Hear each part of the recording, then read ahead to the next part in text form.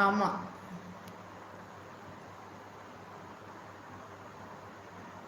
ஏன்? அவளுக்கு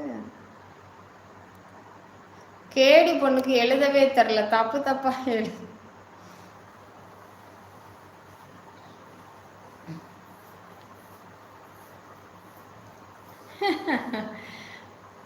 கேடி பொண்ணு எங்க ஜெரி பாப்பா எவ்வளோ அழகா எழுதுவா தெரியுமா?